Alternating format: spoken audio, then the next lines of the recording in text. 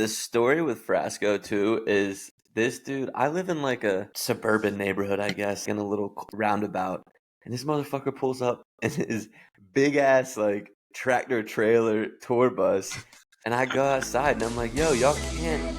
I'm stoked you're here, but you can't leave that here." What's up, folks? Welcome back to the Best Show Ever podcast, the podcast where I interview people about the best shows that they've ever seen in their lives. I'm your host, Cam Herdt, and we're interviewing another host this week. It's podcast week. We got podcaster Clint Dodson of the All Jammed Up podcast. This is a show that has popped up over the beginning of this year, and he's already gotten some great interviews on the All Jammed Up podcast.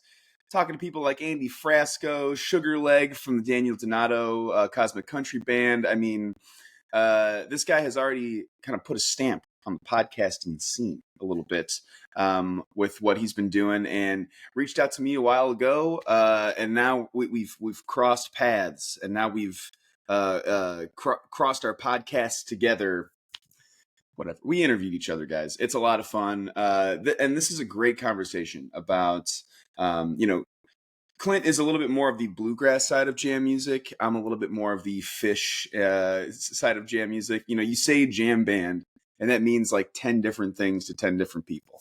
But Clint and I get in some really good talks about Dead & Co. We end up talking about Billy Strings for a long time. We talk about Billy Strings for so long, I forget that Clint has not told me his best show ever yet.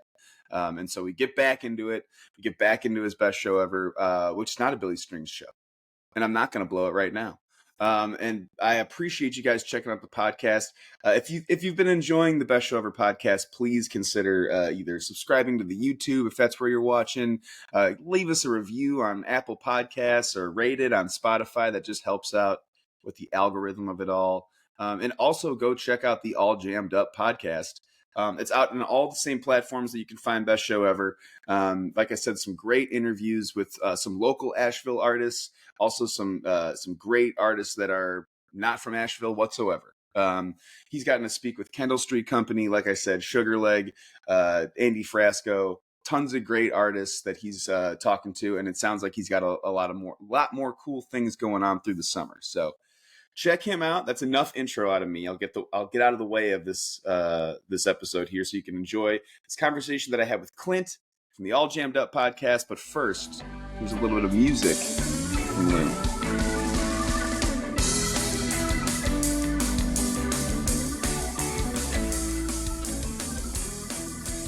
What am I talking about right now? Dude, I will like interview someone, and I'll finish it up, and I'll be like, "That's a great interview. People are gonna love that, blah blah." And then I get in bed when I'm like high at the end of the night, and I'm like, "Why would you fucking say that, you idiot?"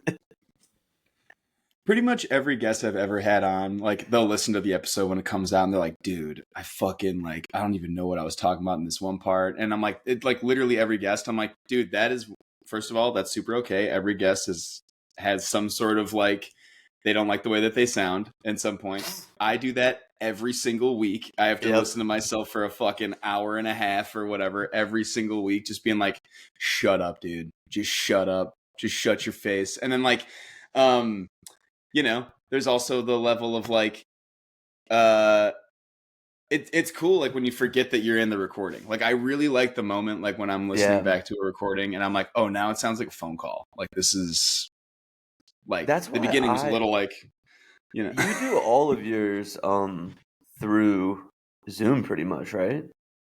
Yeah, I just started doing the Riverside thing. But yeah, I'm well, I mean all of them are online. Yeah, that's right. Yeah, I try to do all of like as many as I can in person cuz like yeah, dude. Like it's hard too cuz like even if it is a great conversation but then like you lag out for 5 seconds, it just like messes up the flow. Like even just so briefly, but it just like that whole flow that we had just like got crushed just by like a quick little like yeah, exactly. Yeah. I mean that. Yeah, luckily like I think I get away with it because of people are cool with watching a Zoom call interview now. Like from the pandemic, like there was so many people doing these like remote interviews that like that's something that they will watch. But like, I would much rather be in the room with all these people. There's just no way I could like ever schedule all that. Like, like these people tour and they're fucking like they're coming through my town or whatever. But like, yeah, you do a great job of getting your local people and like highlighting that scene. That is a huge scene, but it doesn't, Asheville doesn't get talked about like Denver or certainly like New York or whatever. Like, but it's like tier 2 top, like top of tier 2. Yeah. It's one of the lower. It's a mecca. It is a mecca for sure, and it's like one of the chillest areas of the country. And you do a good job of like highlighting the music scene in that area. Thanks, and sitting down with the people. Like. Yeah, now I'm getting to the point where like I do 2 episodes a week, which I don't know what the hell I was thinking doing that. Same, dude. Same. What the fuck? But like now that it's like I can't. I'm about to do episode 30, I think Thursday, and I started in January, and it's like I can't. It's not feasible to do everything in person anymore. So I've been trying to do like at least keep it to like 1 a week, because I do believe that at least for me, I do better as an interviewer when it's in person, because it just like breaks down that like internet wall. Yeah, you can kind of have a better feel for like when someone's starting and stopping. Exactly. There's like a little less like talking over it. Like I feel like that's my biggest issue every week. Now we're just like grading our own podcast. It's like but truly though, like that's what I'm like listening for. I'm like, shit, I'm just talking over this guy again. Like, yeah, I do that.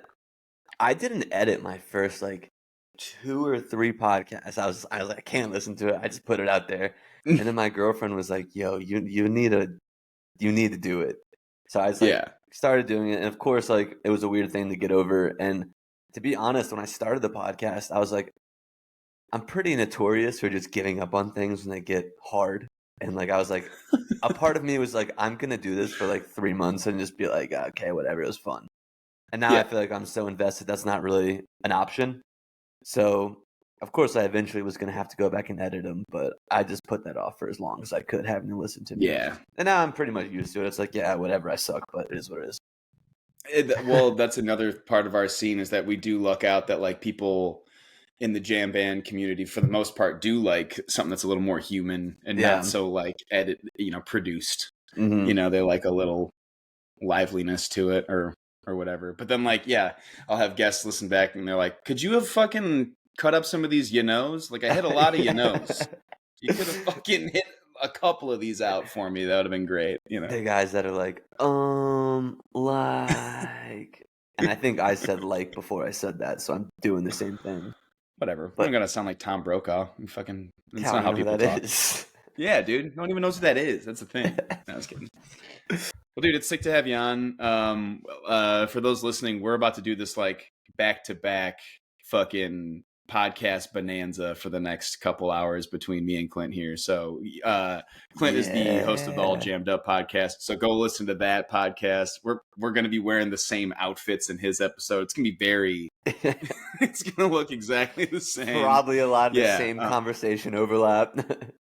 Yep. I bet we talk about Phish in both of these episodes. I got to be honest. I've heard you ask some Phish questions recently that I want to address. Okay, perfect. In recent clips I've seen of the All Jammed Up pod. But yeah, dude, Clint reached out as a fellow podcaster, being like, hey, I'm launching this thing off a long time ago via email. He's like, I'm trying to get some good guests out here. Would love to have you on. And I, like a really, really good podcast producer, did not respond to that email for, I don't know, fucking 3-4 months. So yeah, it's great to finally have you on, dude.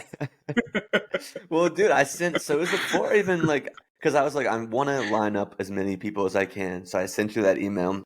And my whole thing is like, I don't want to do just musicians. Kind of like, I guess you do too. You do like artists in this scene and influence, whatever you want to call it. So I wanted to kind of do the same thing. So it wasn't just music. So I was like, let me hit up Mr. Cam, see if he wants to do it. And then, like you said, you never got back to me. And I was like, damn, this dude fucking hates me. He thinks I'm trying to come for him. Damn, dude. Yeah, dude. And then I remember I put the Frasco picture and it was like, new message from Mr. Cam. And I was like, okay, he saw it. And then we hashed it all out. What really it was, though, was you interviewed Sean. And I was like, Sean is my buddy. He's like my best friend. And he was like, I was on the phone with him. And he was like, I'm doing a podcast, All Jammed Up. And I was like, oh. And that just like immediately like sprung a like, oh, fucking, I think I have Dude, I think he might have reached out to me too. He's like, "Well, I'm doing it this afternoon," and we ended up like chatting about that. And it must have been like right in that same time too, because I also then met Andy on Jam Cruise, and so like a lot of Andy content's fucking bubbling up for me, and yeah. But you've been crushing it, dude. It's good to have like people. For me, I love highlighting other folks I see in the scene, and like, I maybe for some people they're like, I don't know who this niche bootleg poster artist is, but I always get like a full picture of like a fan who is really deeply into the scene. When you get those interviews, and like, so sick to interview people like Frasco and artists and stuff, but I love hearing from the people who are like there for all of this, and like we can then put some of these moments in a bottle, like forever. Dude, the story with Frasco too is this dude. I live in like your suburban neighborhood, I guess. Like we got a nice house, and we're like in a little roundabout, and this motherfucker pulls up in his big ass like tractor trailer tour bus, and I go outside and I'm like, yo, y'all can't. I'm stoked you're here, but you can't leave that here. And then his manager, I think his name was Bo. He was like, yeah, we're just gonna drop him off, and he's gonna Uber back. And I was like, okay, cool, that works fine with me. unbelievable, dude. Yeah, sick. That is like, and he was the man. It sounds like a scene out of like Almost Famous, like when the bus comes to pick up the guy from the party, Mm-hmm. Yeah, I was just like, what are we doing? You're in my normal ass town, just good Asheville people. I've had a couple like, so that was the biggest tour bus, but then I've had a couple like musicians that have like their outrageous vans pull up too. And I wonder, like, my neighbors got to be like, what the fuck is going on at that guy's house? Who is this guy? Is he producing records in there? What's going on? Yeah, it's probably what they think, and come to just find out it's a podcast. Ah, man, it's just a fucking podcast. Damn it. It's so funny. Well, I mean, and I'm, listen, we will talk about our pursuits as podcasters. I'm sure people are so fucking interested in that. But what we're really here to talk about today is the shows that you have seen, shows that you have attended. And so let's just dive right in with the first one, man. What's the first show you ever saw in your life?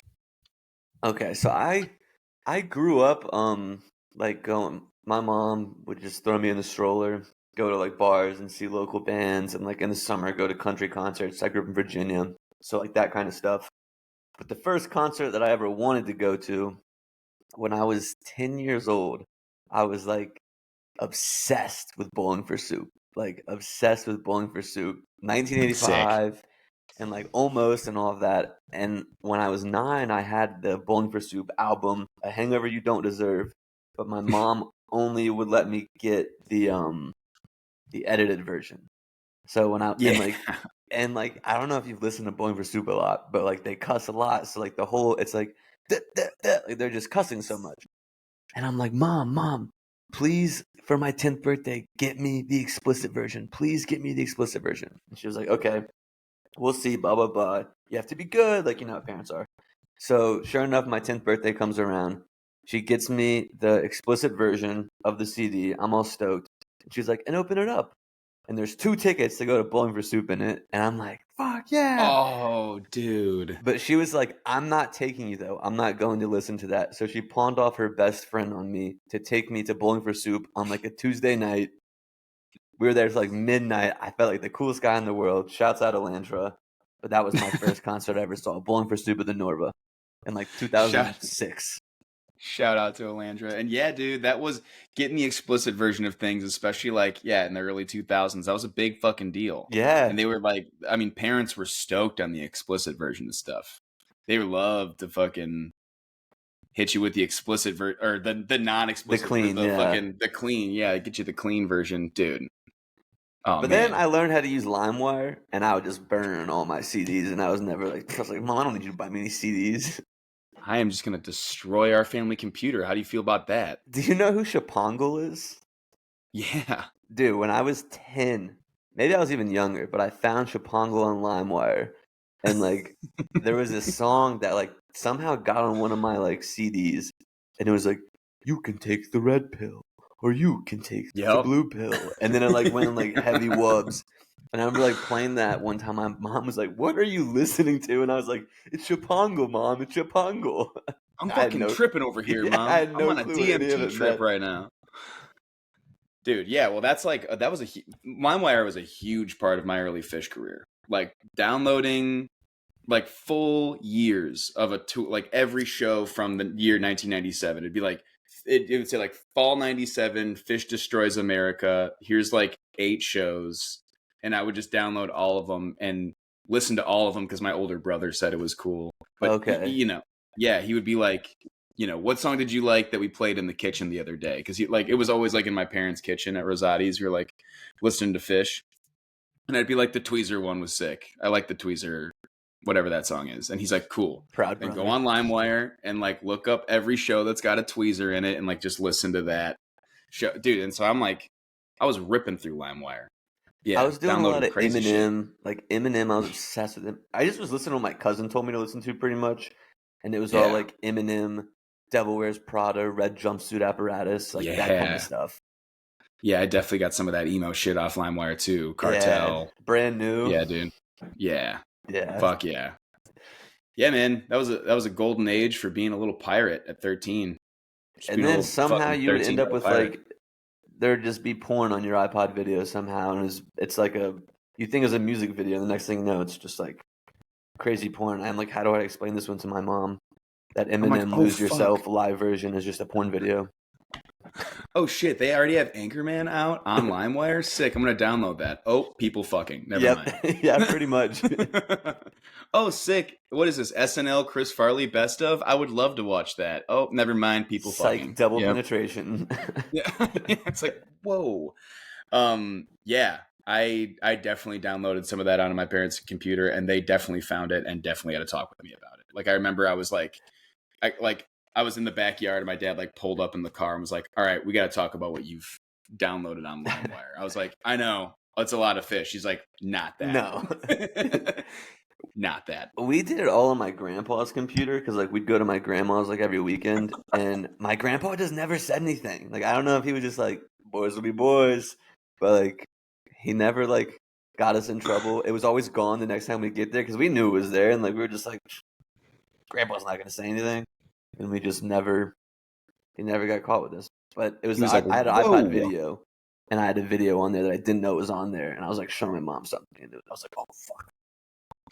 Man, LimeWire really opened us up to the entire world when we were kids, and now they just got LimeWire everywhere. Yeah, it's Twitter. I had to delete Twitter because I was like, I'm seeing like beheading videos and like it's just all like torture and OnlyFans, and I'm like, I don't need to see this every day. This is my exact take on Twitter. Every time I go on Twitter, it's like, here's a dude getting hit by a car, and then here's a bunch of Trump stuff, and then here is some guy's dick, and I'm like, it's the Holy Trinity. What are we doing here? I don't even talk about any of this shit on here. Yeah, I deleted it because I was like, it wasn't even relevant to my algorithm anymore. I was like, I'm out of here. What's happening? Reddit, what's going on? Instagram. That's all I use now. Yeah, same, dude. The fact that I'm on Reddit more than I'm on Twitter that's alarming for Twitter. That's crazy. Yeah. That's Shouts fucking crazy. Shouts. Yeah, I don't even know if he does anything with that anymore. Bro, way to ruin shit. Hell yeah, good for you, man. So first show, what about do you have a worst concert experience in your life? And this could have been your fault. This could have been the band's fault. Your fault. We don't need to get into all that. So I have kind of two. I was like a big Goose head when I first found out about Goose. First time I saw them, I was listening to a lot of them, and I saw them, and I was like so sold on them. And then in 2023, I went to see them at Halloween, and they were like midnight set. I was all day. I was looking forward to it, and it was right before the first drummer left. Yeah, and it was just like the worst show. Like I left halfway through. It was just like so slow, and it was midnight, and I was waiting for it. So like that one really bummed me out. But I think maybe that was just my fault setting my expectations so high. So that one's an honorable mention for a worst show ever. But my winner that could be like festival stuff, you know, like It's just Yeah. like not the right like set for the setting. You know, maybe if they play that in a fucking little venue, or if they play that like on a headlining tour, it's cool. But like you're like midnight at a festival. Like you On gotta fucking Saturday, yeah, that was they were the headliner, so it was like play. They didn't play like they played like Arcadia, I think that was like the only one that like they played that Pancakes on the Ceiling song for like 20 minutes, and like I don't really like that song as it is, and I was like, I'm like telling all my friends, I'm like, you guys are gonna love this band, you guys are gonna it's love gonna this be band, fucking. Oh, and that sucks. and they're like, dude, we're going to freaking Liquid Stranger over here, and I was like, Yeah. okay, fine, I don't All blame right. you. Yeah, let's go. Yeah, man. I feel that. I feel So that. that But one was a what is? bummer. Yeah. What's the actual big one though? So when I was like, this is probably like 2018. I was a big, like, I guess you could say like pop punk kind of like Front Bottoms, Modern Baseball, like those Definitely. guys. And Modern Baseball was playing where I was, in Norfolk, Virginia. And Say Anything was the headliner. Modern Baseball crushed. They were awesome. I had like never really cared about Say Anything, but I was like, I'm here. I'm gonna watch the headliner. And they come out, and the lead singer is just like drunk as hell. And like at first it was like kind of funny and like entertaining to watch. And then by like the fourth song, he starts like throwing up and he's like falling on Oh, the stage and his band members are like pissed at him. And it was just like really hard and like sad to watch. So we ended up yeah, leaving. But that was one that was like definitely my worst show. Like like I said, at first it was funny and I was like, I get a little drunk, whatever, it happens. But then like it just got really, really sad just like watching it happen. man. And then I was telling somebody about this not that long ago, and they were just like, that didn't happen. I don't believe that. And I was like, okay.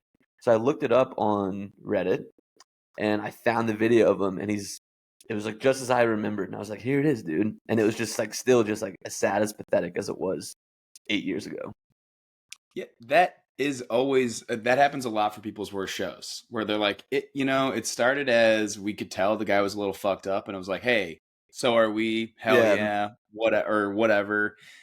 And then it like kind of takes a dark turn where you're like, all right, man, what's going on up here? Like this guy's like not doing the show. Like yeah, that was he's it was out. like he's just not. And like you could see his band was like trying to help him up, but in the same vein, it's like when your boy's like too fucked up, and it's like it gets to a Like, point where it's like, dude, all right, bro, get it together. Like, yeah, come on, man. man. And like that's kind of how they were just looking at him, and it was like, I felt bad for the band, and I was like, this guy's gotta. Because I mean, can you imagine if I asked you to do this podcast and I just show up drunk as fuck to it? Like, you gotta have some kind of professionalism in like anything you're doing, let alone being a performer.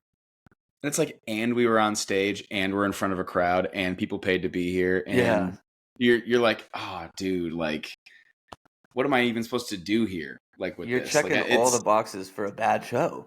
it's a bad time. Yeah, yeah. I mean, again, like I've seen that at festivals too, where like at first you're like, well, I'm at a festival, and like they're just having fun. This isn't part of their headlining tour, so whatever. They're a little loose, and then like halfway through the set, you're like, all right, let's fucking Style back let's get here. out of here. Let's get out of here. What This is a festivals do little you go fuck. to?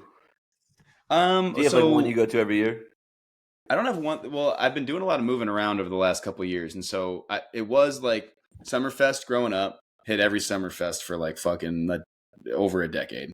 You know, living in Milwaukee. And that like you would see a lot of different types of shows. Like you would see some really good festival sets for like no money, and then sometimes you would just see some absolute trash. But like lived in Chicago, Lollapalooza. Like Lollapalooza was always a huge one.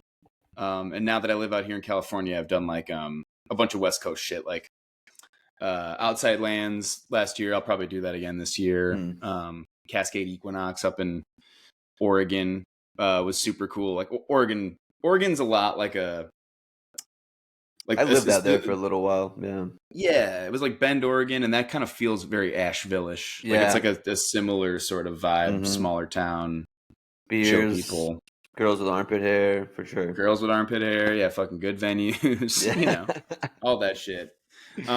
Yeah, and sometimes I don't know, you will just watch like, especially at a festival like Halloween, like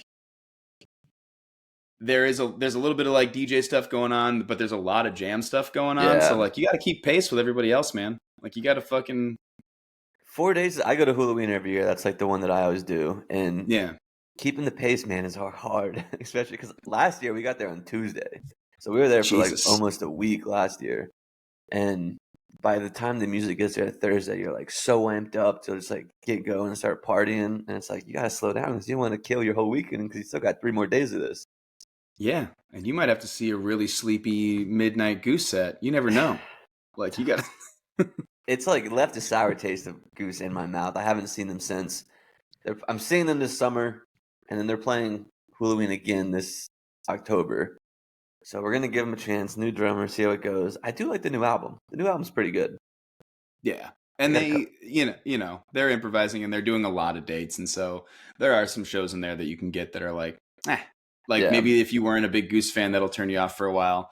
But they're like, the first show I saw of theirs, I wasn't like 100% in or whatever. And I went to that show and I was like, that was fucking good, dude. I don't got shit to say about that show. That was awesome. I'll go see them again for sure. So like they are in that, like, if you're, it's like a hit or miss. You never know what you're going to get. Yeah, and if you're like on the fence, if you fucking love them, you're probably down for everything. Or if you fucking hate them, like you're gonna, like, no matter what they do, like you're gonna fucking shit on it. But they are in that, like, if you're like on the fence on them, you could get a real good show that'll like turn it around, or a little bit of a stinker that's like, never mind. That's a thing too with, I think Goose and Phish probably get it like the worst, but people just like go into things or like they suck. And then, like, no matter what they do, they can never not suck. And I feel like Phish and Goose is kind of like the hype train on who people go for that. And I don't really know why. Yeah, no one's like Billy sucks. Yeah, no one's ever says that. Like, no, people say like, Dead. Like, it's only no one says Billy sucks ever. No one's ever like. I mean, people are like, I don't really listen to bluegrass, but no one's like Billy sucks. People are like Phish, or like Goose, Dead and Co. People will be like, they fucking suck. Yeah. Or they're like, they are the greatest band of all time. Like, doesn't happen for a lot of people. The Dead and Co. hate is, I get it, but like these guys, Bob Weir's like, come on, man. Yeah, like what do you expect? What do you expect? Like, it's not 1972 off the Booger Sugar anymore. Like, let the guy sound like an old man. He's doing the show in front of fucking 20,000 people for a lot of nights in a row. Give him a fucking break, dude. I will say the Tangled Up in Blue they did the other night, they probably should have had John Mayer singing that one. Were you out there for that? Or no, I just was listening back to it and I heard. Oh, okay. For some reason, Tangled Up in Blue has been coming, like, every band that I've been seeing lately has been playing it. And I even said something to my girlfriend. I was like, dude, Tangled Up in Blue is everywhere. And then, of course, I go look at the Dead & Co. set list, and the first one was Tangled Up in Blue, so I listened to it. And he just didn't sound his best.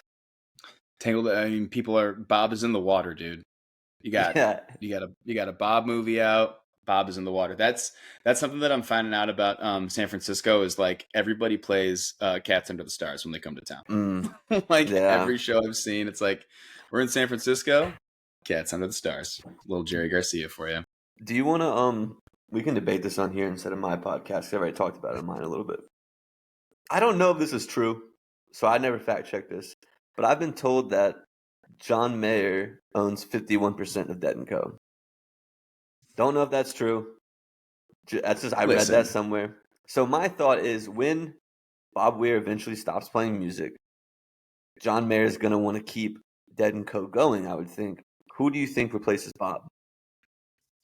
I got to tell you about the 51% thing. All I know is that John does have his hands very deeply involved in, like, everything that gets done for Dead & Co., which I think is deeply fucking lame and stupid and fucking, like, you've got your own career and why don't you? I think, like, the Dead is saving his career more than he is saving the fucking Grateful Dead. Like, I agree. You know, he's hitched his ride to the fucking right train, you know. But I really liked the potential of they did that Dead Ahead Mexico without his ass. And they did, like, there's Donato. They had Rick. They had like Rick one night, and they had like Sturgill one night, and they had then like Derek Trucks one night. And I like the idea of a rotating Like Mm, you never know who you're gonna get, or like you'll get different people in a different part of a tour I do like thing. Like that.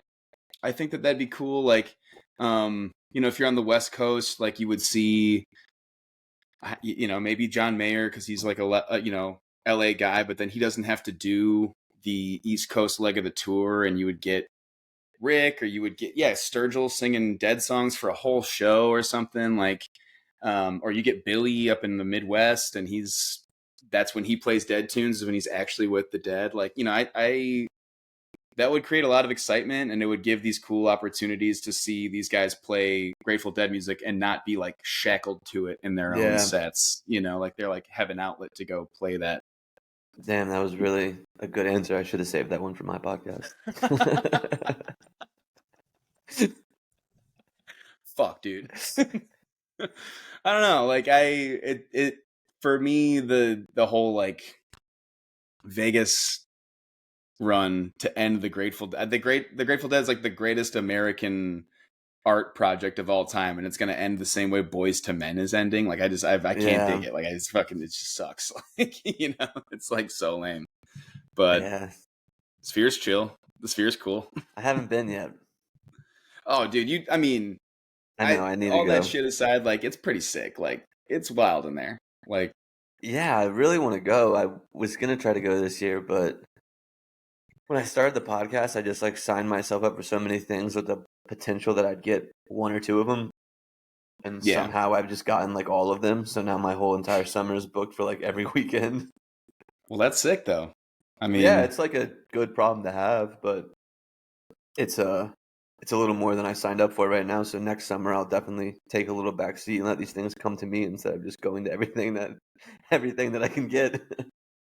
well, that'll be a balance through the whole thing, dude. I mean, like, but there's like artists will talk about how they have the front part of their career, or like the front part of their seeing shows. Like before they were an artist, they saw shows a certain way, and now they like get booked at festivals and they'll see artists in a different Mm, way, or now it's a little different, and it'll be the same, for you and I. Like we used to yeah, see shows differently, and now we're like going as podcasters, or we've got like some live thing we're doing before the show, so we missed the first four songs, or fucking something like that. Like, do you in your life, do you have some honorable mention shows that maybe aren't your like greatest, that your best show ever, but like I do, you I were do. miss if you So didn't bring them up in the podcast? I came prepared with five. Cool. Um, Mild Life. Have you know those guys? Mm-hmm. I saw them last Yes. year, and they were one who like they've been on my radar. I've been listening to their studio stuff, and like I'm into that like funky trancy vibe. I like that a lot. And Yeah. I was like telling all my group that we were, because this is again at Halloween. I was telling all my friends, I was like, we got to see these guys. We got to see these guys. And it was at like 8 p.m. and Tipper was playing that night, and all my buddies were like super into Tipper, and they were kind of like, okay, we'll go see this band when you go see this band with you. And they just like crushed. Everybody loved them. I had a great experience. Probably one of my favorite shows, Yeah. obviously, but that one was a really good one. Um, in 2023, that's when I first started listening to Daniel Donato, and I got like Mm. obsessive with them. I was listening to them like all the time, and I was living in Tampa at this time, and their tour was like nowhere near me, but they were going to Jacksonville, and they were touring with Eggy too, and I had known who Eggy was, but never really listened to them. So I went to that show like on a limb, like last minute. I actually drove up 4 hours and then left the next day because I left that night after the show because I was coaching soccer at the time and I had a game at 8 a.m. Damn. I had a game at Damn. 8 a.m. So I was at the show till Committed. like 1 a.m. Drove right back, slept for a couple hours, and went out and coached those kids. But they just like crushed it, and I ended up liking Eggy more than Donato after that show because Eggy just like played such a good show. Yeah, they're such a unit. Like they're so great. Yeah, I just took my mom. They just played like 2-3 weeks ago here, and it was a few days after my birthday, and my mom always comes into town the weekend between my birthday to come just hang out. And I was like, well, there's a band called Eggy playing. You have to come see them if you want to hang out. And she was like, okay, I'll come. I'll come. And that was her first jam band show, and she really liked them. So it was a Hell win for yeah. me. Um, the next Billy show, always an Yeah. honorable mention. My Whatever favorite is one, coming next.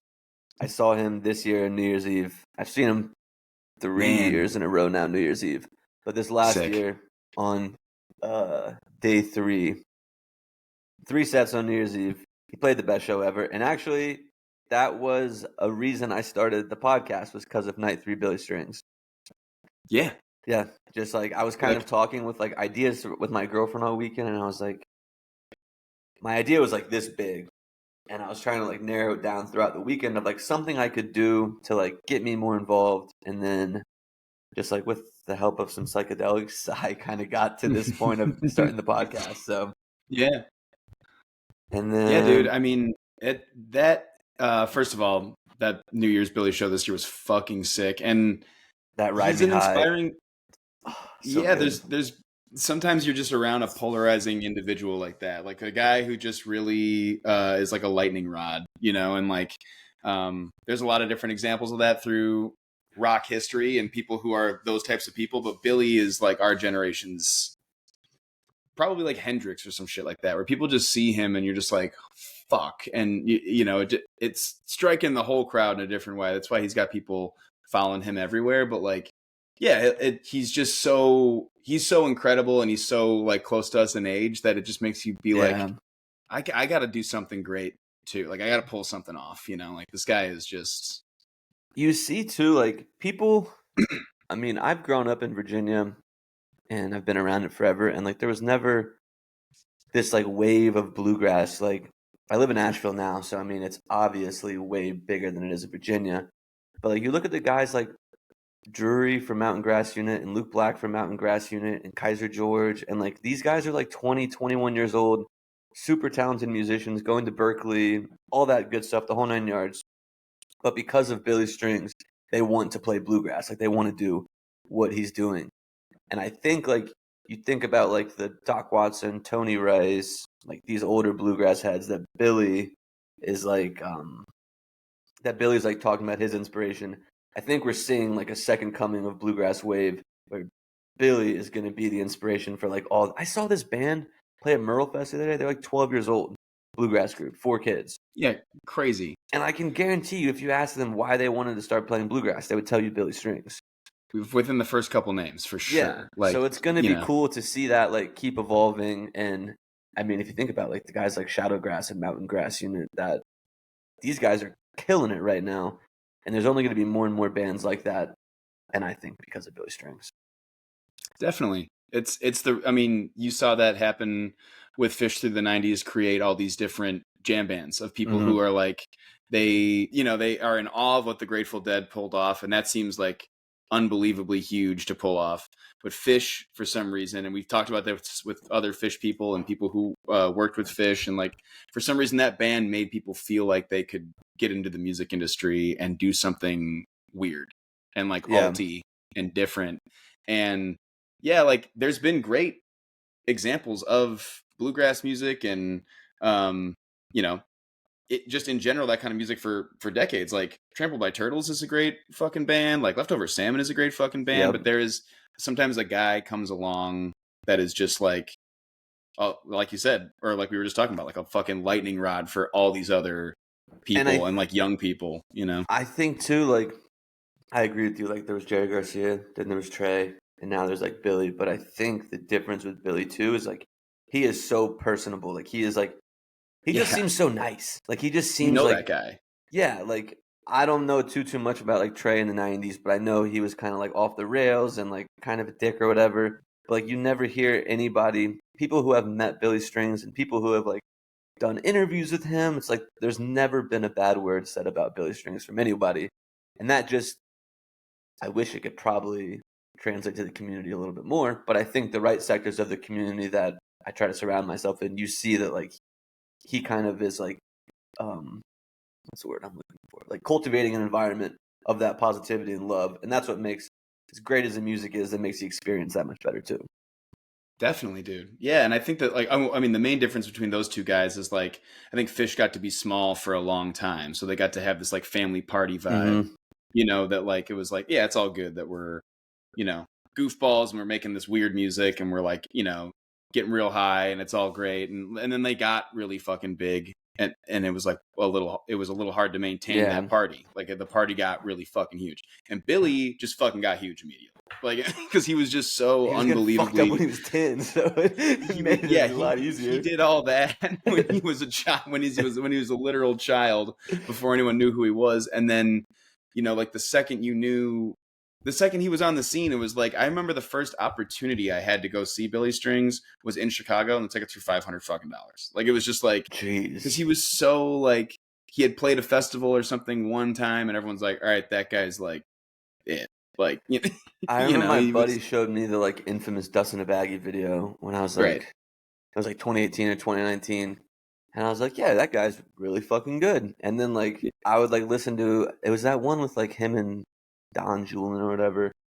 And I would listen to like that album all the time and not really think much about it. And then it was like 2 years later, it was like, oh, Billy Strings on the Tonight Show. It was just like happened so fast. Yeah.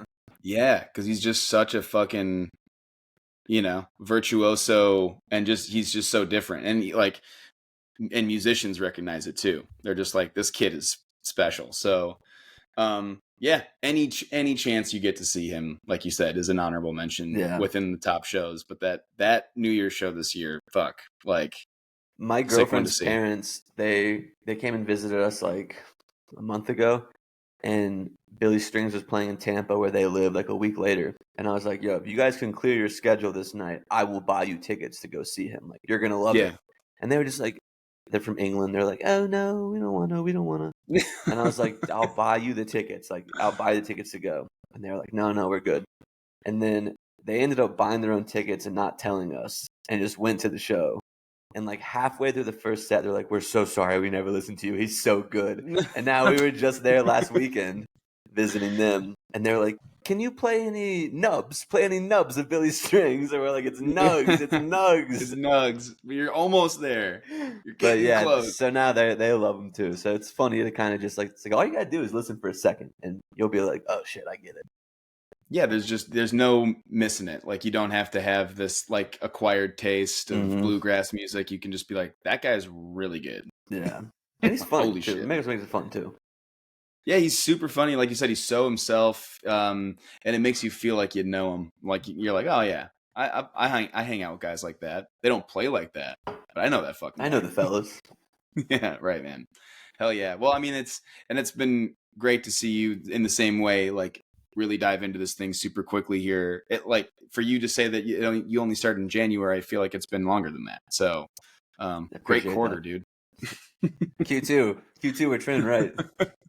But I do have a better one. I have my best one. Your best show ever is not the Billy show. Is not the New Year's one. No. Ed, one of my honorable mentions is this show. He played one of the best shows ever. I think I did say that, to be fair.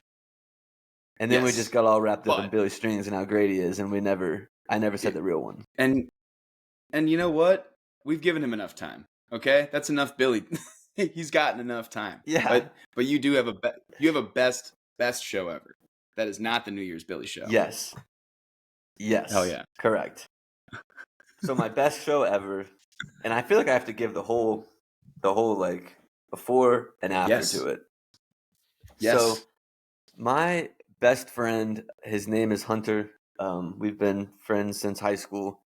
When we were 21, we're like, when we turned 21, let's do a cross-country road trip. So we did a cross-country road trip, and like we just listened to Grateful Dead the whole time. And like I got him into the Grateful Dead, and like it was just kind of this culmination of our relationship was like growing around the Grateful Dead and all this stuff, sharing music.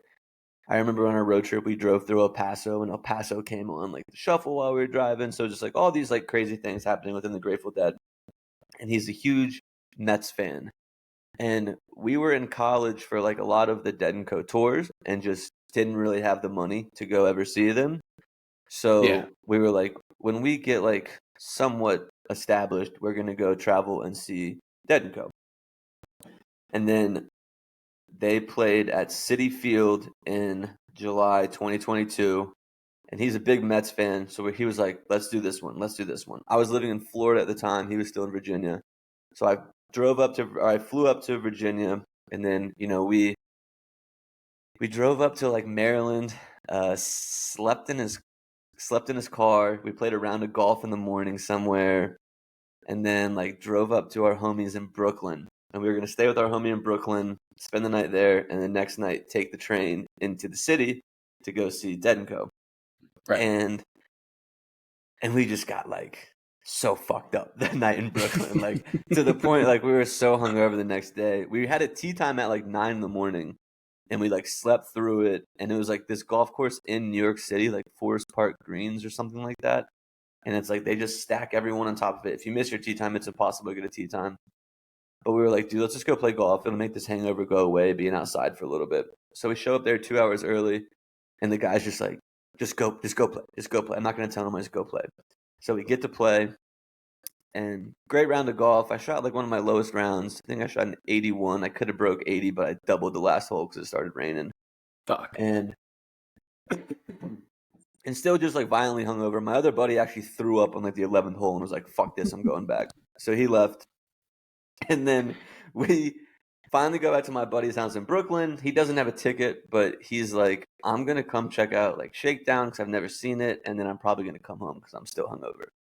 And we're all like super hungover. We're on the train. The train just has like so much energy on it. And like, we're not really feeling it. And I'm just like, do I even want to go to this show really? Like, I'm just beat up and like, I feel like shit. I slept for like 3 hours. And Hunter's like, come on, we're going. I'm like, yeah, you're right, we're going. So we go, we get in the train, and like soon as we step off of the like metro, it's like at where Shakedown is. And it's like it's been raining all day, and it just smells like shit. Like just like dude. New York City, been raining all day at a Shakedown street. Yeah, dude. And I'm just like, what are we doing here, man? Like, what are we doing here? And then like we start walking around, like we meet some people, some old friends. And we're like amped up. We get in the show. I brought some mushrooms. I was like, I'll take some mushrooms for the show. And for some reason, I thought it would be a good idea to put the mushrooms like in my hat, like under my hat here. So I ate quite a few like before we went in, and then put the rest in my hat. And then like by the time we like stand in line and get up to our seats and all that, the mushrooms are starting to hit me. And I'm like, yo, let's go get a bottle of water because I'm like kind of going through it. I just need some water. And I'm like sitting in the line, and like I take my hat off, not thinking, just to like push my hair back, and the mushrooms fall out. And the security guard's like right there. And he just like looks at me, looks at the mushrooms, and he's like, what are you doing? And I just like pick it up, get it, and walk away. Luckily nothing happened. And we're just like kind of just like, what are we doing, man? Like the whole day has just been like an event. And then the music starts. We met this dude in front of us. Funny side story. I went to another Dead & Co show the year later. The dude in front of us was like kind of a nerdy dude, but knew like everything about the Grateful Dead. Like, oh, this song was written by this person in this year, like knew everything. Sitting in front of us, like every song would turn around like, oh, this is that one. Just that nice type enough of guy, but like kind of weird, but nice enough guy. Like, we became friends with him. Yeah. He lived in like the Midwest somewhere. We go see Dead & Co in Virginia the next year. And that dude's next to us in the lawn, which was just crazy. I love that shit. I love when that shit happens. Yeah. But anyways, they the music started playing, and like it was like everything that happened that day was just like it was done. I'll go through the set list real quick. So they opened with playing in the band, Uncle John's band, Dear Mr. Fantasy, Hey Jude, which is always a fun one. Yeah. And then Ramble on Rose is like when the mushrooms really started hitting me, and I was like realizing how beautiful of a moment it all was, and I just like started crying during the show. And my buddy was like also high on mushrooms, and he thought something was wrong with me. He was like, yo, are you good? Are you good? And I was just like, this is so awesome, man. Bro, like, I'm so good. Yeah, I was like, I'm great. And meanwhile, buddy in front of us is like, what are they doing? Like, he's dead sober. He's just like, what is going on with these guys? I'm just like bawling my eyes out. Dude, when the whole stadium singing Ramble on Rose, like you get a whole stadium full of deadheads in New York singing that song, like, yeah, man, that's a some tear tears up coming. Song. Yeah, big time. And now, like, whenever that song comes on at like a live show, I'm texting my buddy. I'm like, yo, they're playing Ramble on Rose right now. Yeah, I fucking love you, dog. Pretty much. And then there was Brown Eyed Woman, and then so my buddy's favorite song is Jack Straw. always has been his favorite song. Like that was maybe the first song I showed to him by the Dead, and that was Yeah. what they closed the first set with. So that was really awesome for him. And Dead & Co does Jackstraw really well. They like, you can, people who talk shit about that band, you can talk shit about some songs, but Dead & Co really does a great Jackstraw. They do, yeah. Yeah. So that one was awesome. It's really sick for him. Yeah. Just that you can share the women, you can share the world. Like I just love singing that part. That part's always fun, man.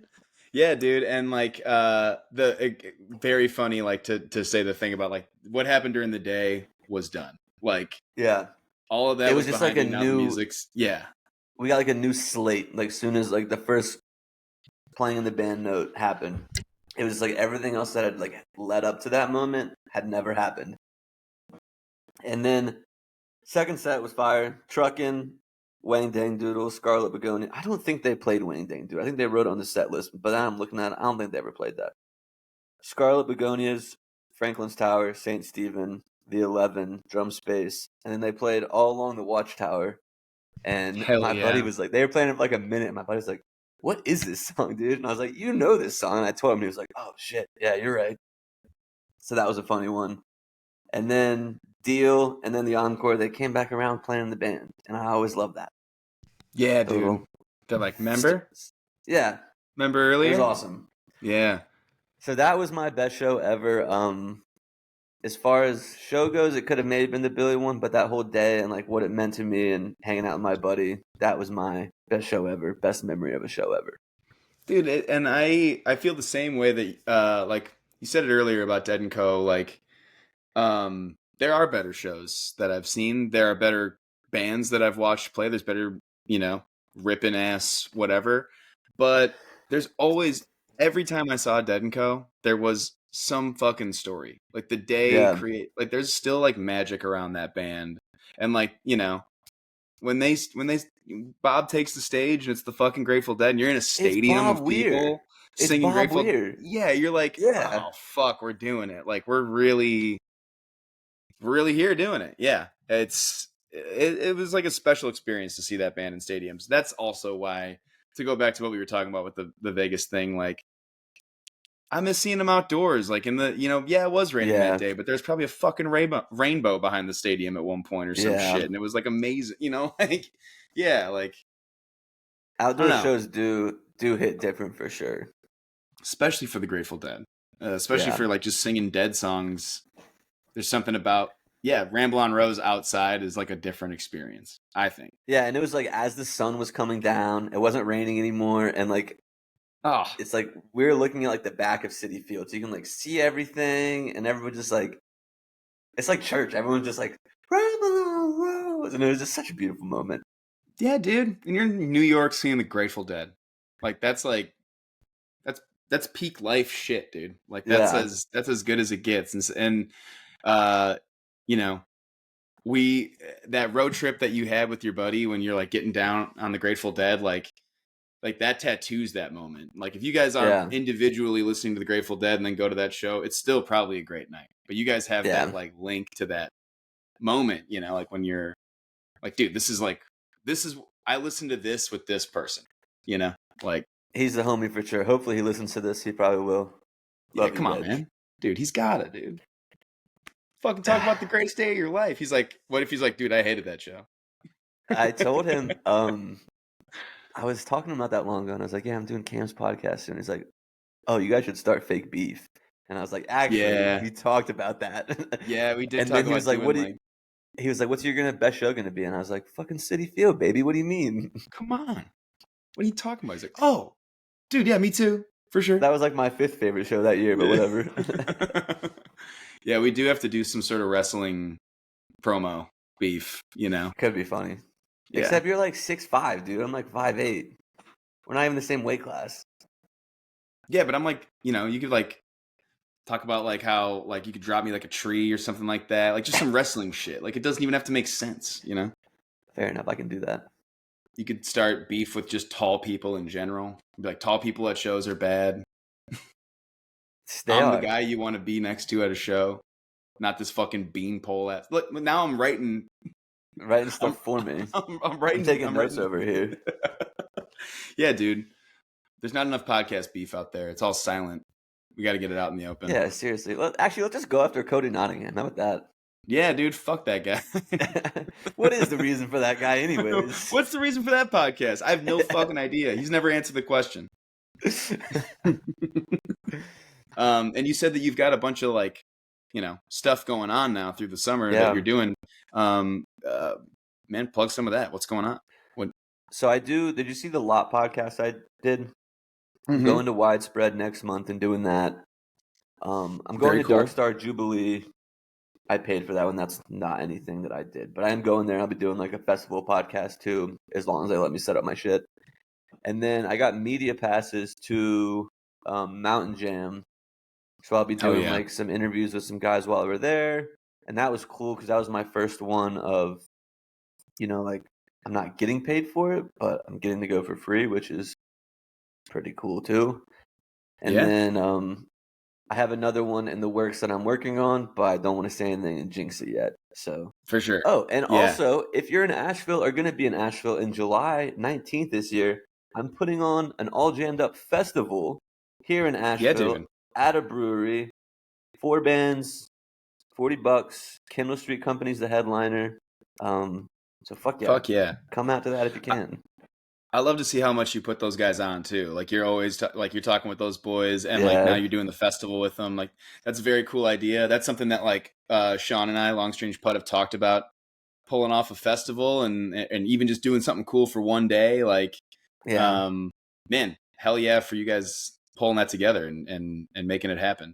And like also like very smart on the thing that I don't want to jinx. Like I mean, for all the cool stuff that I've gotten to do, there's been like fucking 100 more things that I didn't get to do, so like, and I can't go turn around people and be like, oh, I didn't get to go. Right. Well, hell yeah, dude. I mean, it's not always like, I think that people maybe think that we're like making some sort of coin off of this, or we're doing this for money, but like, dude, just guys who like music and talking about music, and very cool to see like that you're getting recognized with the media badges for that too as well. Yeah, nice. I have been recognized at a couple shows too, which is funny. And they're like, "You do the podcast, right?" And I'm like, "Yeah." And like, "So you know Cam?" And I'm like, "I guess I know Cam." But let's not get into that too much. I'm saving that question for the next one. Yeah, dude. Well, hey, we're done here. This is a 2-part fucking big week for podcasting. So yeah, let's.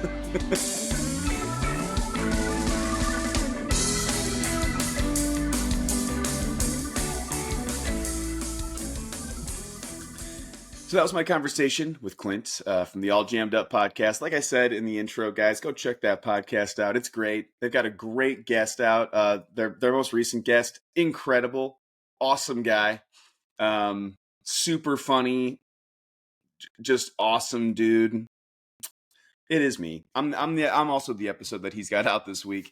I've got another episode out right now with Jeffrey Nicholas Brown. This is an excellent episode with a guy who was in the Blue Man Group for 25 years, still an active member of the Blue Man Group, and is a massive Phish fan. Talks about his days traveling around, seeing Phish in the 90s, starting a puppet show that got popular on Lot that he did through the 90s. Check out that episode with Jeffrey Nicholas Brown. This guy is fucking cool. And check out the All Jammed Up podcast. Check out all the other episodes that I've got out on this podcast. Go ahead and subscribe and like and rate this podcast wherever you've been listening to it. And until next time, guys, have a great show.